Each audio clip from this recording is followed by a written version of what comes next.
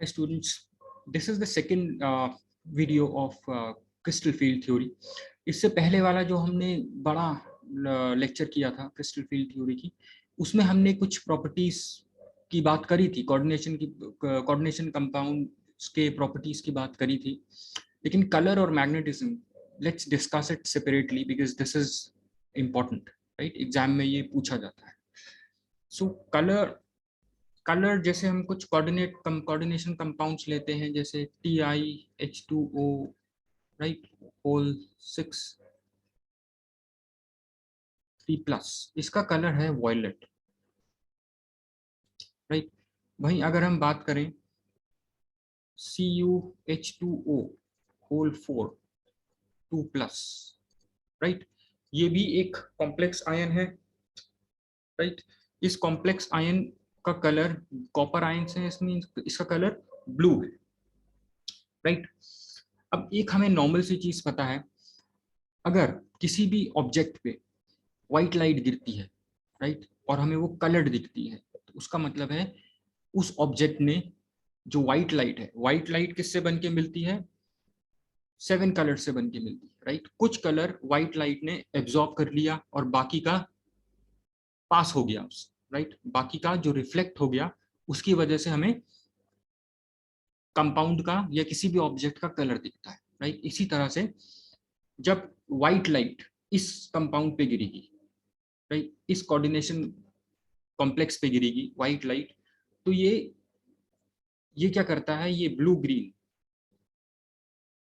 Right, ये क्या करेगा, ये ब्लू ग्रीन लाइट को एब्जॉर्ब कर लेगा, राइट.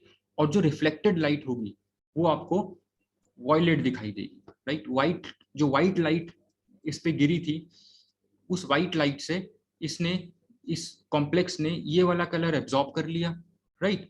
और जो कॉम्प्लीमेंट्री कलर था, जो रिफ्लेक्टेड कलर था, उसकी वजह से ये कंपाउंड हमको वॉयलेट दिखाई दिया, राइट. सिमिलरली कॉपर पे, राइट, ये कॉपर है, राइट, कॉपर का कॉम्प्लेक्स है, आई मीन कॉपर पे जब व्हाइट लाइट गिरी तो इसने रेड लाइट एब्जॉर्ब कर ली, राइट. सो अगर आप व्हाइट लाइट से रेड माइनस करोगे तो आपको क्या मिलेगा? Blue colour, right. सो इसीलिए ये वाला कॉम्प्लेक्स आयन, ये वाला कॉपर वाला, जो कॉपर, ये टेट्रा एक्वा कॉपर जो है, ये ब्लू कलर का है, राइट, क्योंकि जब इस पे व्हाइट लाइट गिरी तो इसने रेड कलर एब्जॉर्ब कर लिया, राइट. और जो कलर रिफ्लेक्ट हुआ, जो कॉम्प्लीमेंट्री कलर था, कॉम्प्लीमेंट्री कलर की वजह से हमको कलर दिखाई देता है कंपाउंड का, राइट. कॉम्प्लीमेंट्री कलर क्या था? व्हाइट माइनस रेड, ब्लू, इसीलिए हमको ये ब्लू दिखाई देता. अब हमें यही चीज क्रिस्टल फील्ड थ्योरी में फिट करनी है. ये चीज क्रिस्टल फील्ड थ्योरी में कहाँ फिट होती है, राइट. Let's see that. अब देखिए ये वाला जो कॉम्प्लेक्स है, जो पहले वाला कॉम्प्लेक्स है, राइट, ये किस तरह का कॉम्प्लेक्स है? सबसे पहली चीज, हमें यहाँ पे इसका कोऑर्डिनेशन नंबर 6 दिख रहा है, राइट. कोऑर्डिनेशन नंबर 6 मतलब octahedral, octahedral geometry, right. Octahedral geometry में जो क्रिस्टल फील्ड स्प्लिटिंग होती थी, राइट, ऑक्टाहेड्रल ज्योमेट्री में मेनली जो डी ऑर्बिटल्स की स्प्लिटिंग होती थी वो किस तरह से होती थी? वो ऐसे होती थी. अगर ये 5 डी ऑर्बिटल्स हैं ग्राउंड स्टेट में, तो इसमें से देखिए इस तरह से स्प्लिटिंग होती थी, ऐसे ऐसे ऐसे ऐसे, राइट. ये होते थे हमारे T2G ऑर्बिटल्स, राइट. और ये होते थे हमारे EG orbitals, right. If you remember ये कौन से होते थे? हमने बहुत डिटेल में पढ़ा था, DXY DYZ DXZ. ये कौन से होते थे? DX² minus Y² DZ², right. इनकी एनर्जी, इनकी जो एनर्जी है ये बढ़ क्यों गई थी? इसलिए बढ़ गई थी क्योंकि ये जो दोनों ऑर्बिटल्स हैं, DX² माइनस Y² और दूसरा ऑर्बिटल DZ², ये दोनों अलोंग द एक्सिस हैं, राइट. अब क्योंकि ऑक्टाहेड्रल फील्ड में जो लिगेंड्स हैं वो अलोंग द एक्सिस है, राइट. जब लिगेंड्स इसके सामने आएंगे, इन दोनों ऑर्बिटल्स के सामने आएंगे जो अलोंग द एक्सिस है, राइट। तो उनमें रिपल्सिव फोर्सेस ज्यादा लगेंगी, रिपल्जन ज्यादा होगा। जब रिपल्जन ज्यादा होगा तो एनर्जी ज्यादा बढ़ जाएगी, राइट, इसीलिए ऊपर चले गया। और ये नीचे क्यों आ गया, इसकी एनर्जी नीचे क्यों चली गई, क्योंकि ये जो हैं ऑर्बिटल्स ये बिटवीन द एक्सिस है, इनके लोब्स जो हैं इन दोनों के लोब्स थे अलोंग द एक्सिस, लेकिन इनके लोब्स कैसे थे, ऐसे बिटवीन द एक्सिस, राइट। ये अगर एक्स ये वाई एक्सिस है, सो डी एक्स वाई के लोब्स इस तरह से थे कुछ, राइट।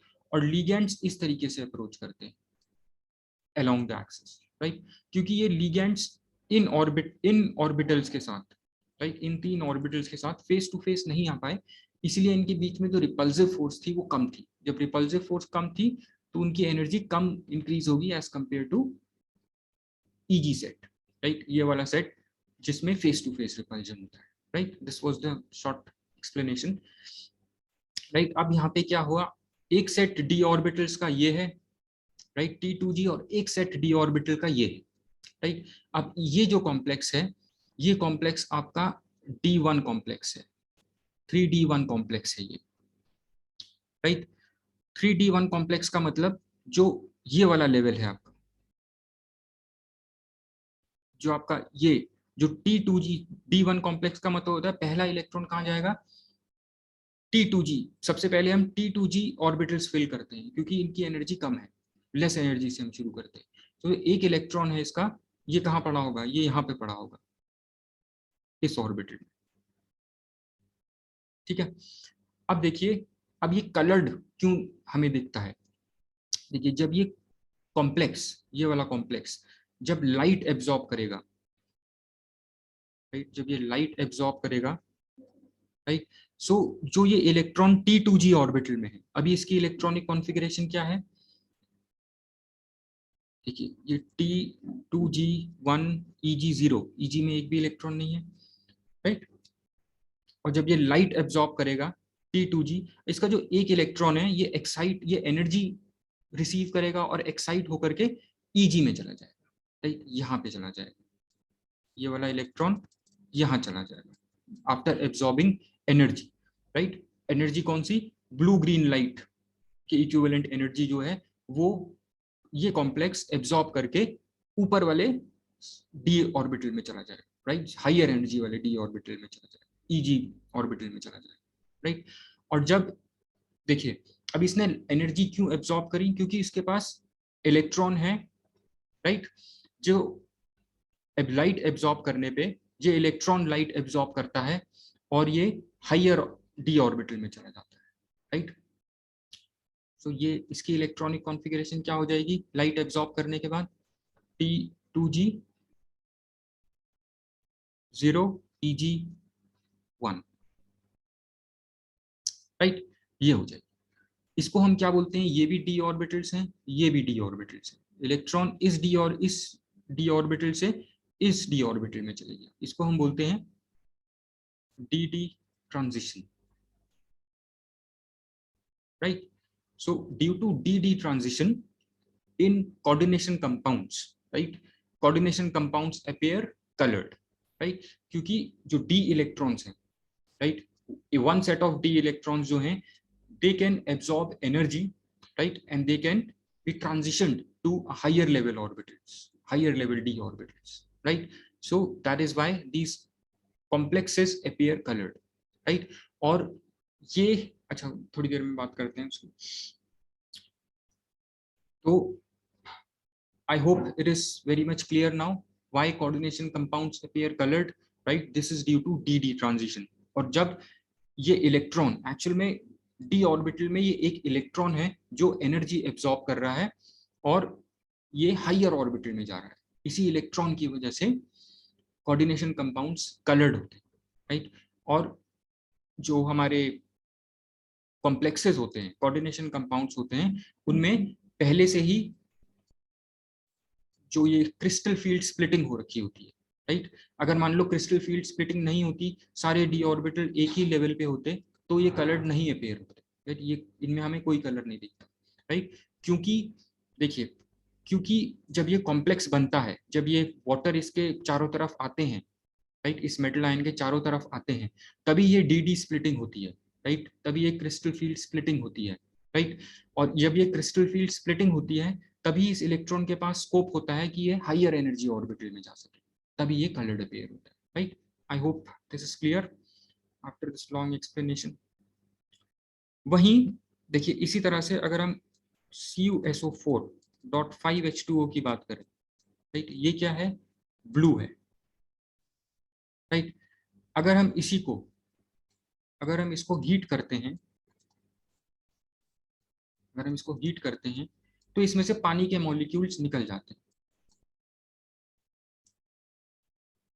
राइट। ये पानी के मॉलिक्यूल्स इस सॉल्ट में से, कॉपर सल्फेट से रिमूव हो गए, राइट। यहाँ पे था ये ब्लू, राइट, यहाँ पे था ये, यहाँ पे ये हो गया